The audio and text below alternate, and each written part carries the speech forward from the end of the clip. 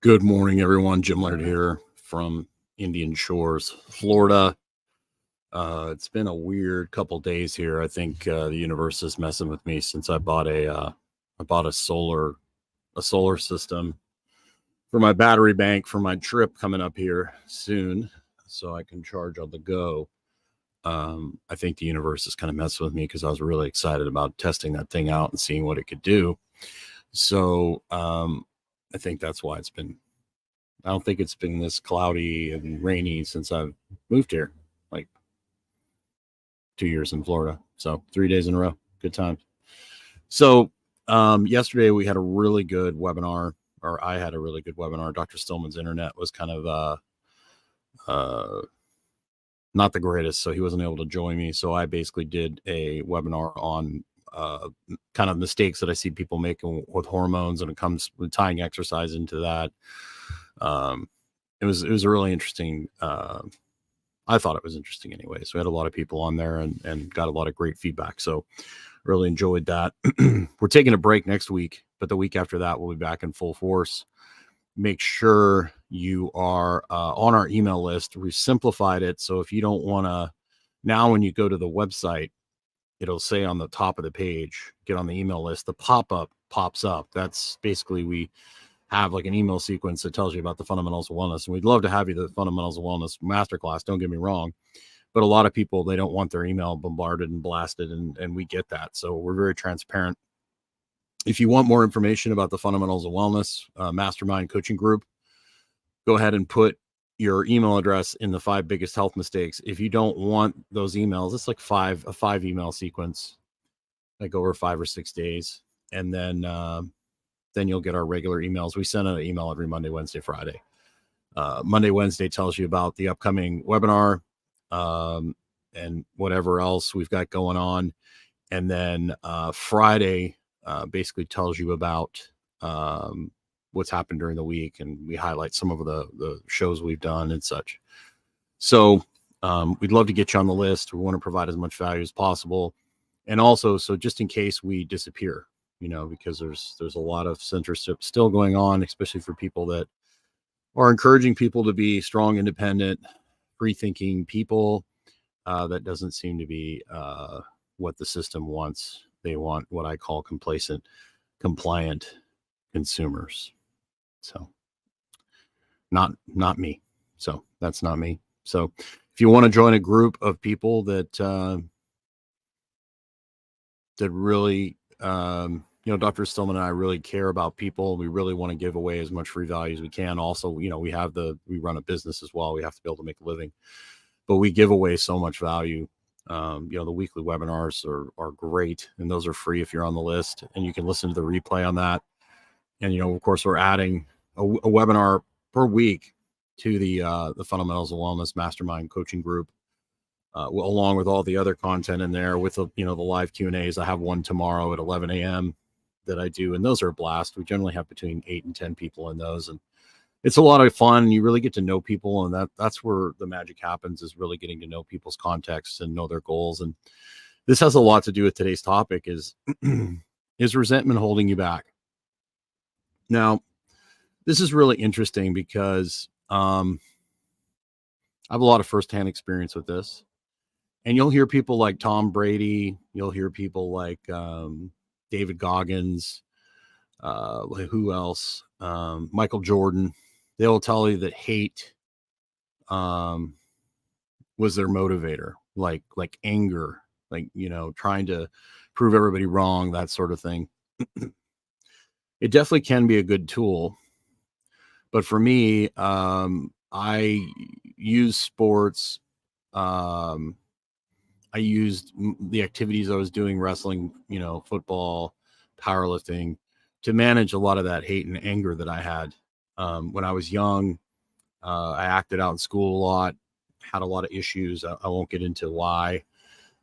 But, in the power and the teachers, the authorities, instead of getting to the root cause of what was causing me to be this way, they were like, well, he's aggressive, just put him in sports. And of course, Mike Tyson talks about this too.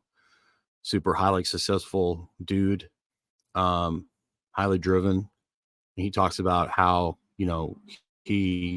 that hate, that killer instinct came from his childhood and the trauma that he basically encountered in his childhood. And those are examples of people that channeled it into something positive. Obviously, people end up doing self-destructive things or drinking or whatever. And I'm glad that I was able to use sports and use work to basically manage that. But there came a time in my late 30s where, I got ulcerative colitis, where I just could not. I was pushing myself in my job. I was pushing myself in my training. I couldn't switch that off. Right. And I had all this hatred. I had all this anger that I was managing in the gym. Thank goodness, because I probably would end up in prison if it wasn't for that. I bounced in nightclubs. So I had incredible self-control, but I had that outlet of the gym to take, all that energy out. And it was never enough. And it's very addictive when you've trained really hard and you're used to being on all the time, when you're used to being like highly stimulated and you're in this high threshold compression strategy where you can't relax, where everything is, you don't feel normal unless you're on caffeine or unless you're on nicotine or unless you've got loud music. It's a really vicious cycle to break free from. And eventually I figured out that I needed to forgive some people, put some things behind me and just let things go. And it was really weird because when I did that, it was like, it was literally like a 1,000-pound weight vest.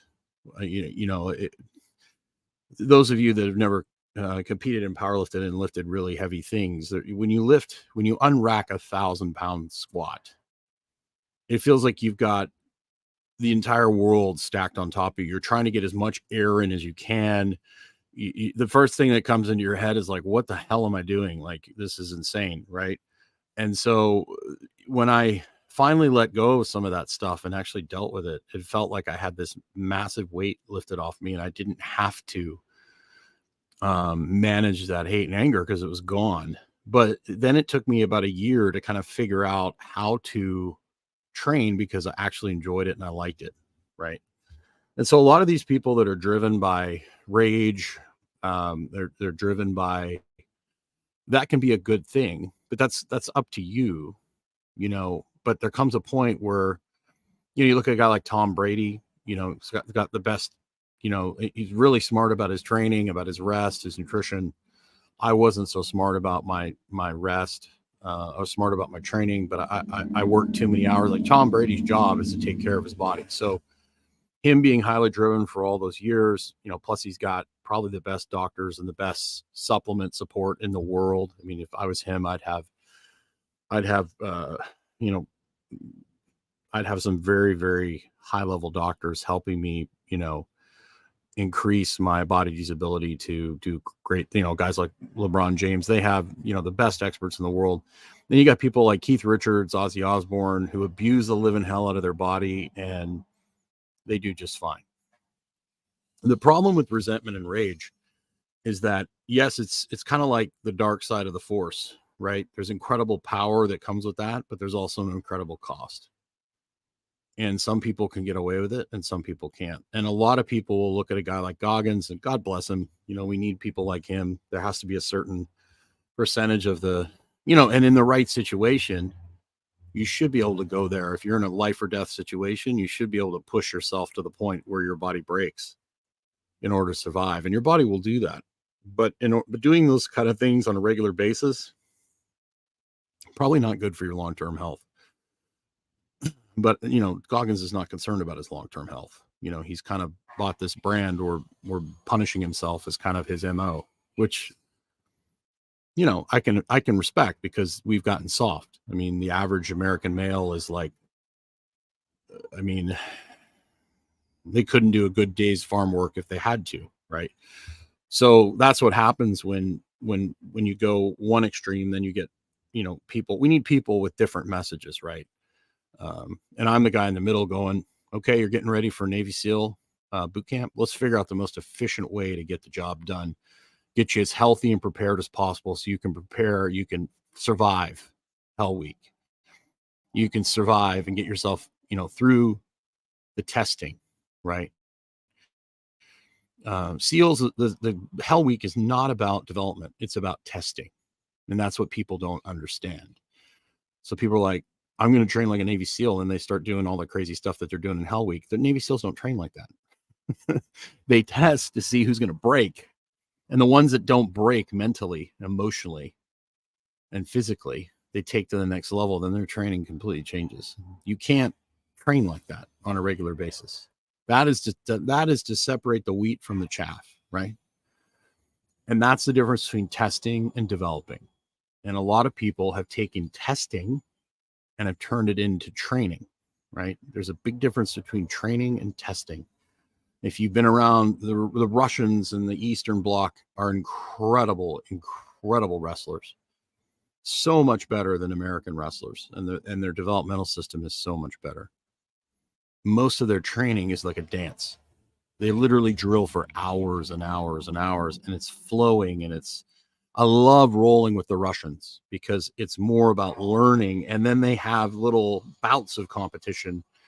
Whereas the American practices, most of them are like, I'm just going to kick your ass. And it turns into an ego contest instead of a learning contest, right?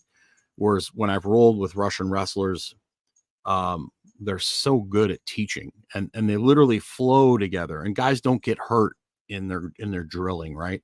And they have incredible general physical preparedness. There was a video I shared way back on my Instagram of these Russian wrestlers that were doing like youth development program, and the stuff they were doing in their training was incredible. The hand walks, the bear crawls, the wheelbarrow walks, all this stuff in a moderate to medium intensity to build capacity, because we're thinking about down the road, right? So if you want to use hate, anger, if you want to use some of the things that's happened to you to drive you to be more successful, whatever that means, I've been around a lot of really, I've been around some of the wealthiest people in the world. When I worked in Aspen in the late 90s and early 2000s. I mean, I've been around people that the richest of the rich I've been around, and some of them are the most miserable people in the world. And then I've also been to the third world, and I've watched kids play soccer in their bare feet, literally in their underwear, with a towel or shirts rolled up in duct tape, playing soccer in the dirt, and they're having the blast, and they're having the most fun I've ever seen. I've had people in third world countries literally give me the last food they had just because they wanted to. And I tried to give them money. They wouldn't. No, amigo, no, and inviting me into their home, cooking me a meal, one light bulb on a dirt floor, giving me the best they got, the best produce, the best meat, without asking for anything in return. And then I've had people that had more money than you could possibly imagine be the cheapest. Absolutely. When I I worked at the St. Regis in Aspen, and there was a celebrity, and I will not say her name. She stayed at our hotel for a while, and she was not very well liked by the staff and people in general. This lady, I won't call her that, sent one of my bellmen over to Chanel, where I used to do security work at Chanel. Get paid a lot of money to stand at a door all day in a suit, to pick up $130,000 worth of clothing and accessories from Chanel. So the guy brings it back to the hotel, takes it up to her room, knocks on the door. What do you want? Well, I've got your clothes, such and such. Just open the door and put it inside the door. Doesn't come to the door. $130,000 bag. No tip. Not once. This lady, worth millions and millions of dollars, not one gratuity the entire stay. Staying in a room that cost $4,000 a night. Her room service bill was over $100,000 for 2 weeks. Not one tip the entire time. And then again, we'd have teachers. Good morning. I'd have teachers conferences come in. We'd have conferences and seminars in the summertime. In the winter, we didn't have that kind of stuff because, obviously in the winter, everybody's wanting to ski there. We would have teachers come in and $20 tips all the time. You know, these are people that don't have a lot of money, but a lot of them worked in the service industry. They know, you know, that's how we make our money. And then we would have people that were worth a ton of money that didn't give anything. But then on the other hand, there were some that were very generous. I won't mention a name, but a very prominent, controversial figure, one of the most generous people I've ever been around. Generally nice to everyone, you know, regardless of your political beliefs. The dude treated everybody fairly. I worked for him a lot, doing private security for him. Treated everyone, never seen him say anything mean, negative to anybody. It was always, unless somebody was a tool, and then he would say something, but very generous. Made sure, you know, took my entire staff to lunch. You know, everybody on my staff took 2 hours out of his day. He stayed with us for a couple weeks, literally sat down, had dinner, bought dinner for all of us. And he didn't have to do that. He did it because he wanted to. He loves the hospitality industry. And so he would talk to us and get to know us, and you know, what he would ask our opinions on, like, what do you think about this? What do you think about that? What works? What's not? What do you find the biggest complaints are? Incredible. Regardless of what you think politically, the dude is like a genuinely passionate person about what he does. So I won't say any names because I, you know, don't want to cause a big upheaval. But my point is you kind of have to decide what motivates and what drives you. And if you take a more stoic approach, like if you look at like Star Wars, you look at somebody like Yoda, Obi-Wan Kenobi, more of a stoic approach, and then using their power in an appropriate manner versus the dark side, which is like unlimited power, you know, through hate, through anger, and that has side effects. You're miserable, right? So there has to be some balance there. And when you start getting into the fact that a lot of people are struggling with health, one of the last things they think about is their mental health and how they're dealing with their stress and the stress they have in their head. They can't turn that hamster wheel off. And I still get very aggressive when I train. I just know how to shut it off when I'm done. And I know how to find, it took me years to find peace and tranquility in my own head. I had to work at it really, really hard. So now I can flip the switch, be a little more aggressive, and then I can turn it off when I need to. Before, it was on all the time. And I couldn't sleep unless I was exhausted because I didn't know how to shut that off. I didn't know how to shut off that rage, that just walking around like, you know, didn't know how to do it. You know, driving around, listening to loud music all the time. Now, a lot of times I'm listening to calm stuff. You know, when I get off a call, I'm taking 10 to 15 minutes to chill, right? Instead of always being amped, always being on, I'm looking for ways to shut down. One of my favorite things I look forward to is after I train hard is, you know, relaxing, doing a breathing drill and just calm, just getting calm. I love going to the float tank. I haven't had as much time to go as I usually normally do. Hopefully I'll get a float session in this week. I could probably use it. Got a lot of crazy stuff going on here in the next, I have to go to Miami next week, take care of some things. And then hopefully I'll be heading south to Nicaragua and getting prepared to do that. So that's going to be an adventure. Who knows how long that'll take, but looking forward to that. But I just wanted you to think about who you are, what your goals are. And obviously, you know, guys like, you know, Dennis Rodman, Michael Jordan, Tom Brady, these guys have gotten paid millions and millions and millions of dollars. And they use rage and they used a lot of their, you know, things to motivate them, which is fine if you can handle it. Right. So everybody's a little different, but don't model your life after an outlier. And if you do, though, understand there's trade-offs, right? So you look at guys like Jerry Rice, who worked really hard, but Jerry Rice actually was pretty balanced. He was pretty straight and narrow, and he did it for a very, very long time. But he didn't have a lot of the vices that a lot of the guys do. And when you're young, you can get away with a lot more. But that's changing, because now the young kids, they don't grow up outside. They don't grow up playing outside. They're growing up in front of a screen. So they're going to be less resilient. They're going to handle less stress. You're seeing a lot more illnesses with kids that are young, autoimmune type issues from, and there's all sorts of factors that go into that. So the whole point of this is like, if you can't turn that voice off in your head, if you're spinning in your head and you're struggling with your health, take a good look, sit down quietly and calmly, go out in nature, get some peace in your life.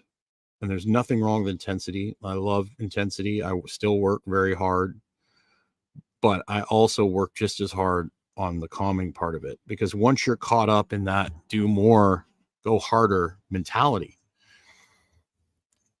it almost becomes foreign and uncomfortable to be calm.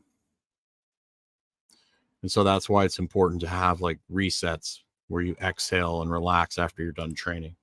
That's why it's important. My friend Alan Kress, who used to be my roommate, he talks about this all the time. He's got a very successful coaching business. I lived with him for a couple years when I was working at LAC, Lexington Athletic Club. There's actually so many great coaches that came out of Lexington Athletic Club. There's a guy named Justin Ford, Chris Freeman. There's a guy named Brian Ray who did a lot of great work at a local high school there named LCA, Lexington Christian Academy. Molly Galbraith, Girls Gone Strong, used to be my business partner, came out of LAC. Alan Kress, who's like Shaquille O'Neal's trainer. He trains a bunch of high level, like Saudi princes, those sort of things. Very high level bodybuilding coach. I mean, there's a whole. I probably left a couple out. Dr. Sarah Martin came out of there. There's a Sarah McKenzie, who was the first female strength and Division I female strength and conditioning coach. I mean, it's not, there's a guy, Ryan Patrick. I forgot about Snuggles. Ryan Patrick, who has a facility up in Northern Kentucky, who's doing incredible work. Chris Freeman, I think I already mentioned him. It's insane. There's a guy, another bodybuilding coach. His name, really good dude. I like him a lot, but my brain, I just can't remember right now. But there was something in the water there in Lexington at Lexington Athletic Club that like all these really successful, highly driven coaches came out of there. And one of the things Alan talks about all the time, he's got a great Instagram. You should go check it out. Alan Kress. But he talks about, you have to pick and choose. And he's a bodybuilder, so he understands, like, that's the one thing I respect about really good bodybuilders. And Alan was a very good bodybuilder for a very long period of time. They understand that you're going to go through phases where you're going to diet and you're going to lean down. And then you're going to have to go through phases where you're going to refeed and you're going to overfeed your little self a little bit. You're going to change your training so your body can adapt and overcome. And then you're going to diet for a little while. And then you're going to put weight on. And then it's a constant flow of things. And the same thing goes for workload. There might be periods of time where you have to work really hard, but then you design rest and relaxation into that part of it. And most people just start chopping down trees and they never rest until their body makes them rest. So I'm actually working with a lady right now that has some health issues. And she's like, the only time I slow down and relax is when my body stops me. And I'm like, yeah, I've been there. That's huge warning signs. That's like red flags, check engine light. You need to learn how to slow down on your own. You don't want to wait till your body makes you stop. Now, if you're getting paid millions of dollars and you're somebody like Peyton Manning, or you're like John Elway, who can barely walk now, and you're getting paid millions of dollars. But if you're me and you're competing in powerlifting and you're doing it for a t-shirt, is it really worth destroying your body for a t-shirt? I don't know. Probably not. So, you got to kind of have to decide, are you doing something because you really like it? People that run like ultra marathons and that, good for them. That's great. But then they start having major health issues and joint and orthopedic issues, and they can't stop running because that's the way they manage their stress.